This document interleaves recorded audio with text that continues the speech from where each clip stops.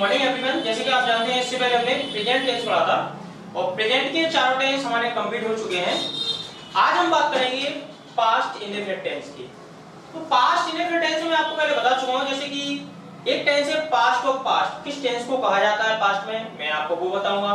दूसरा है tense of father, किस टेंस को कहा जाता है, दूसरी चीज वो बताऊंगा। इसके अलावा और भी कुछ छोटी छोटी चीजें हैं वो मैं आपको टेंस के अंदर बताऊंगा।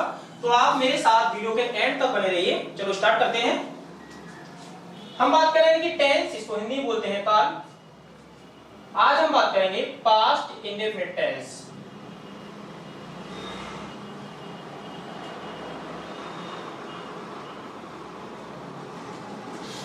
इंडेफिनिट टेंस इसको हम हिंदी बोलेंगे सामान्य, पास्ट यानी कि भूत, और टेंस को हम बोलते हैं काल यानी कि सामान्य भूतकाल।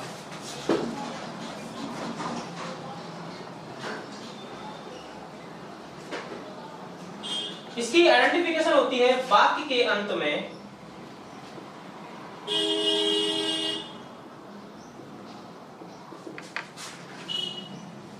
ता था, ती थी, ते थे, आ ई ए आदि शब्द आते हैं।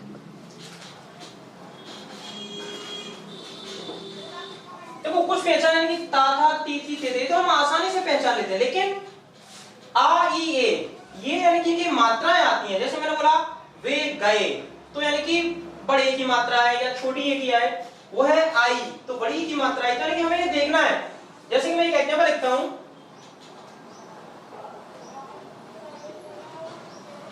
उसने मुझे देखा। लास्ट में आप देखो कि यहाँ पे बढ़िया की मात्रा दी है, यहाँ आ नहीं आया हुआ है लेकिन इसकी मात्रा आई हुई है। इसका मीन्स ये सेंटेंस पास्ट इंडेफिनिट टेंस का कहलाएगा। दूसरा में लिखा वह आई, इसमें बड़ी की मात्रा दी है तो यह सेंटेंस ही पास्ट इंडेफिनिट टेंस का कहलाएगा। अगर मैं ऐसे बोलता वह खाना खाती थी तो आप आराम से पहचान लेते, लेकिन यहाँ आपको मात्राओं का काफी ध्यान देना है, तभी आप टेंस को आसानी से पहचान सकते हो। अब हम बात करते हैं अफर्मेटिव रूल की।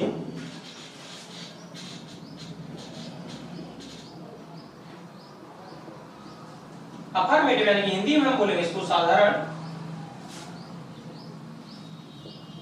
इसका रूल है सबसे पहले आपको लिखना है सब्जेक्ट प्लस वर्ब की सेकंड फॉर्म प्लस ऑब्जेक्ट। इसका एग्जांपल है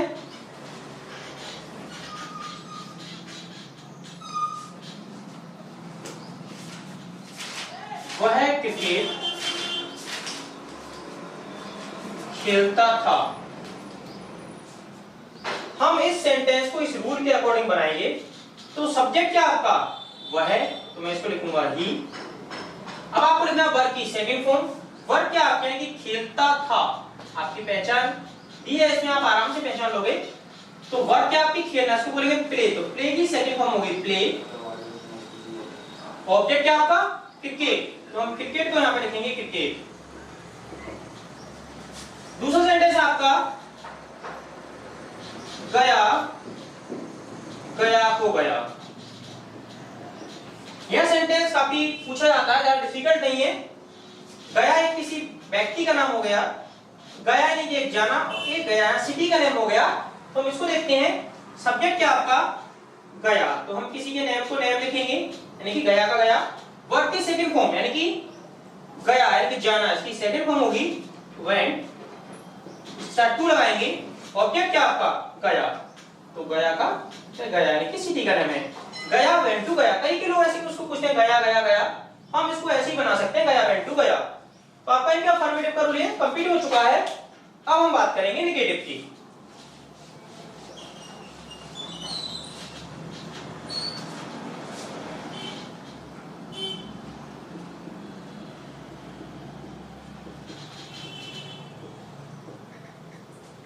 आपका नेगेटिव का रूल है सबसे पहले हम लिखेंगे subject plus did plus not plus verb की फर्स्ट फॉर्म प्लस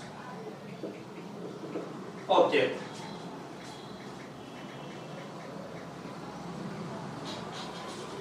इसका एग्जांपल है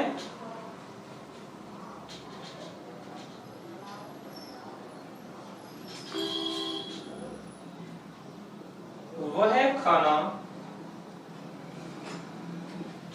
नहीं खाता था। मैंने यहाँ पे सेंटेंस लिखा वह खाना नहीं खाता था। हम इस सेंटेंस को रूल के अकॉर्डिंग बनाएंगे। सब्जेक्ट क्या आपका वह है, मैंने यहाँ पे लिखा ही, इसके बाद हम लिखेंगे डिड, फिर हमें लिखना है नॉट, वर्ब की फर्स्ट फॉर्म यानी कि खाता, इसको बोलेंगे ईट, ऑब्जेक्ट क्या आपका खाना, इसको बोलेंगे फूड। यानी कि सबसे पहले मैंने सब्जेक्ट लिखा वह, इसको बोलेंगे ही, इसके बाद मैंने डिड लगाया, फिर लिखेंगे यहाँ पे नॉट, वर्ब की फर्स्ट फॉर्म खाता, इसको बोलेंगे ईट, ऑब्जेक्ट क्या आपका खाना, इसको बोलेंगे फूड। अब हम बात करते हैं इंटरोगेटिव रूल की।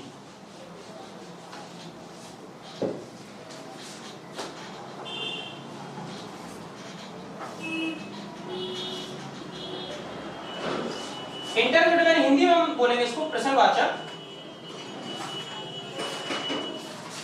इसका रूल है सबसे पहले आपको लिखना है डिड प्लस सब्जेक्ट, अगर नहीं दिया होगा तो नोट लगा रहे हैं कि इंटरोगेटिव प्लस नेगेटिव साथ में हो जाएगा आपका, वर्ब की first form plus object plus question mark. अब इसका एग्जांपल देखते हैं हम।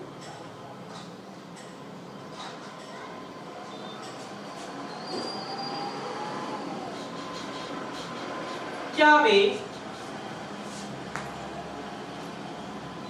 रामायण पढ़ते थे? मैंने सेंटेंस लिखा क्या वे रामायण पढ़ते थे। सेंटेंस क्या से स्टार्ट है, इसका मींस इंटरोगेटिव है। सबसे पहले आपको क्या करना है, इसमें डिड लगाना है, तो मैंने यहाँ पे लिखा डिड। सब्जेक्ट क्या आपका, सब्जेक्ट आपका वे, इसको हम लिखेंगे दे, और इसमें नहीं दिया नहीं है तो हम नोट नहीं लगाएंगे। वर्ब की फर्स्ट फॉर्म यानी कि पढ़ता यानी पढ़ना, इसको बोलेंगे रीड, ऑब्जेक्ट आपका रामायण, द रामायण,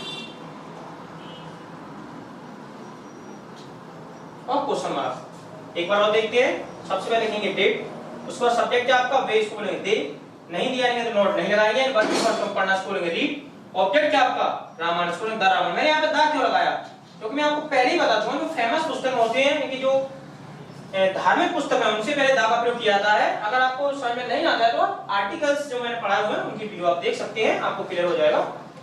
नेक्स्ट देखते हैं, अगर नहीं आता है साथ में तो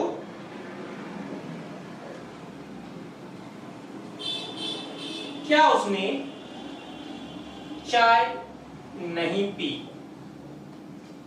मैंने यहाँ पे सेंटेंस लिखा क्या उसने चाय नहीं पी, यानी कि इसमें नहीं भी दिया हुआ है और क्या भी दिया हुआ है। इसका means sentence interrogative plus negative हो गया। और तीसरी बात यह है कि देखो इसमें ता था ती की के एक भी पहचान मैच नहीं खा रही है, तो इसमें इनकी मात्रा ली है किसकी, बड़ी की दी हुई है। तो यहाँ पे देखते हैं हम, सबसे पहले आपको लिखना है डिड, तो मैंने यहाँ पे लिखा डिड। सब्जेक्ट क्या आपका उसने, इसको हम लिखेंगे ही, इसमें नहीं दिया हुआ इसलिए मैं यहाँ पे लगाऊंगा नॉट। वर्ब की फर्स्ट फॉर्म यानी कि चाय पीना, पीने को हम बोलेंगे टेक, ऑब्जेक्ट क्या आपका चाय, इसको बोलेंगे हम टी, और क्वेश्चन मार्क। यानी कि सबसे पहले मैं डिड लिखा यहाँ पे, उसका सब्जेक्ट क्या आपका उसने, इसको इंग्लिश में बोलेंगे ही, इसमें नहीं दिया हुआ इसलिए मैंने यहाँ पे नॉट भी लगाया। वर्ब की फर्स्ट फॉर्म क्या आपकी पीना, इसको बोलेंगे टेक, ऑब्जेक्ट क्या आपका चाय, इसको बोलेंगे टी। अब हम बात करेंगे डबल इंटरोगेटिव रूल की।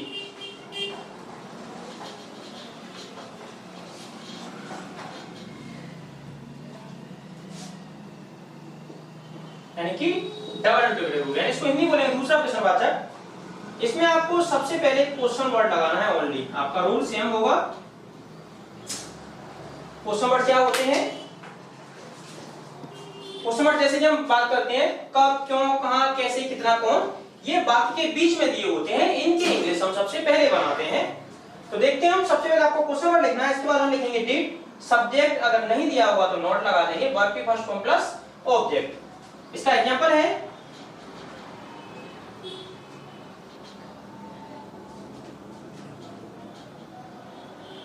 वह है स्कूल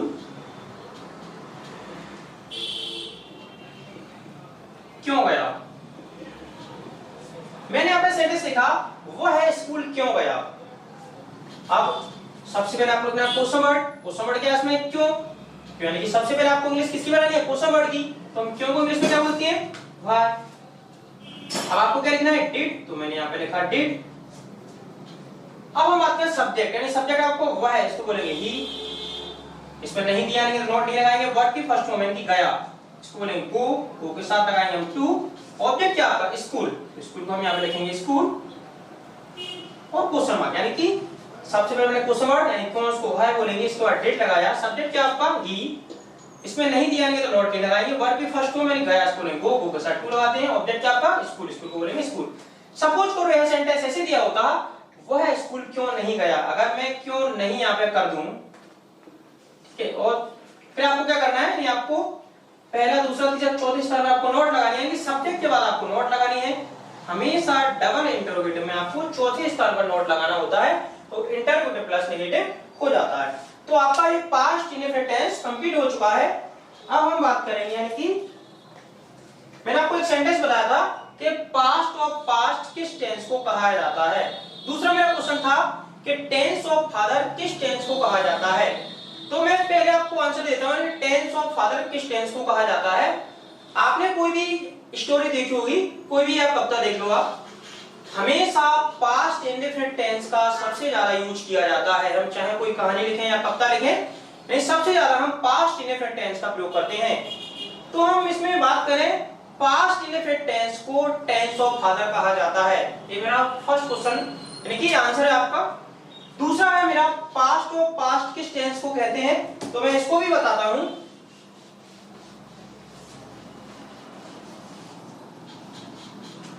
मैंने एक सेंटेंस लिखा यहां पे,